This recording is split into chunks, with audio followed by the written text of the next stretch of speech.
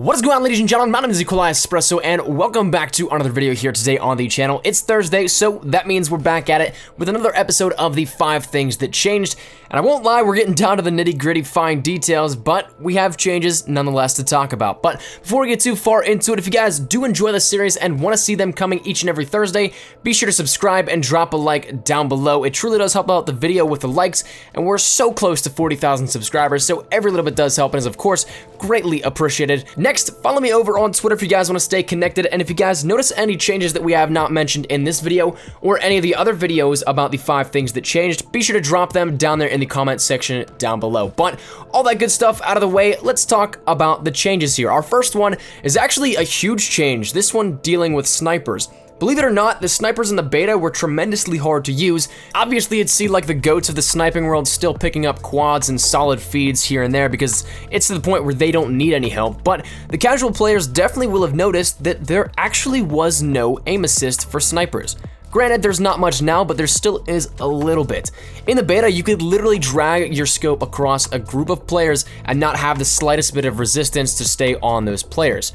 For those like myself who snipe only on occasion, it became a massive piece of work just to try and use some different weapons in the arsenal. It became a real challenge that I came to love, but I know a lot of people who actually hated sniping in the beta and refused to pick up a sniper at all. It's kind of funny looking back on it now, but the unfinished final product that would hit shelves made its public debut without any sort of help to snipers. I kind of like to think of it as Vondi asking the community, do you like that DSR nerf now? The second change on the list today deals with the alpha, and actually, that goes for our third one as well, but the number 2 one goes to Seraph's Annihilator pistol. If we take a look back at the multiplayer reveal trailer, we can see on evac some of Seraph's gameplay. Whoever was in the war room over at Treyarch captured a solid clip here with this one with the Annihilator, and you'll notice that the pistol is actually quite different in the kill feed as compared to now. It looks to me in this image of the feed that it's almost like the revolver from Advanced Warfare. Obviously looking nothing like the actual Annihilator pistol, I think it's quite funny to look back and see exactly where it started.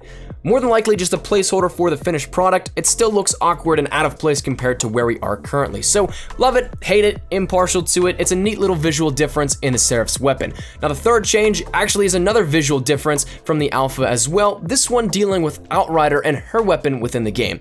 We saw the feed difference with the Seraph, but this one actually is the icon for Outrider Sparrow on its own, not anything in the kill feed.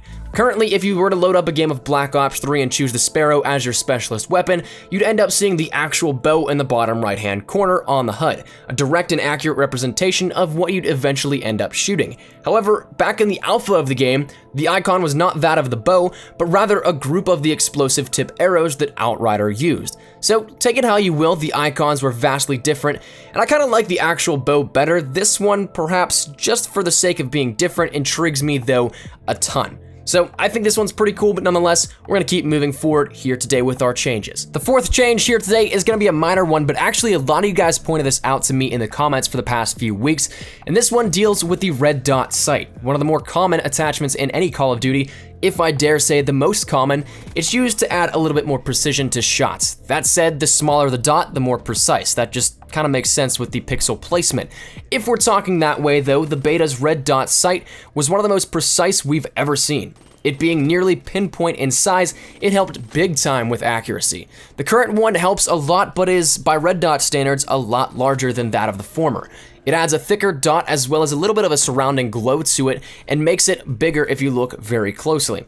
Probably not the biggest of changes for those that enjoy the precision, but I'm sure you'd notice it if it were to return, and in that case would then enjoy it returning. So we've got one final change here, and that deals with the Cuda. Again, a kind of a minor change, but one that was noticeable and a lot of you guys actually did mention to me as well. Back in the alpha, and I believe in the beta, the iron sights were a tad bit different. Visually, they changed up the design a little bit, but gameplay-wise, this was a slight variation from the beta and alpha to the final product that turned out for the better, I think, here. Back in the earlier days of the Cuda, the iron plate that denoted the center point of your shot, it actually was a tad bit taller than that of the current Cuda iron sights, effectively making it tougher to see through the iron sights at all. So it didn't really come as close to literally saying that it touched the top of the iron circle on the sights, but it was taller than that of what we're normally used to seeing right now. With that said, it also did not have the current red tip on top of the iron plate, this denoting the little bit more visually helping aesthetic to the weapon but it is a piece that is pretty minor, but a lot seem to point that out as well. So with that said, the iron sights currently are just a tad bit different and a tad bit better, I think, here than the iron sights of the alpha and the beta phases of Black Ops 3. So that is going to take the 5th spot here today, and that is actually going to wrap this episode up here today, ladies and gentlemen. Thank you guys so much for watching. You guys have made this series absolutely incredible. So much fun to make here on my end, and you guys seem to be enjoying it. So with that said, leave your thoughts down there in the comment section down below. Did you like this episode? And if you guys have noticed any other changes, make sure you drop them down there in the comments as well. If you guys did like the video, be sure to like rating down below. You guys have been absolutely killing the ratings, so thank you dudes so much for that. Really do appreciate it. And if you guys are new to the channel, make sure you subscribe. We're on the road to 40,000 subscribers, so every little bit does help and is of course greatly appreciated. But mine has been Outrider Sparrow. I'll see you guys later. Take care and peace.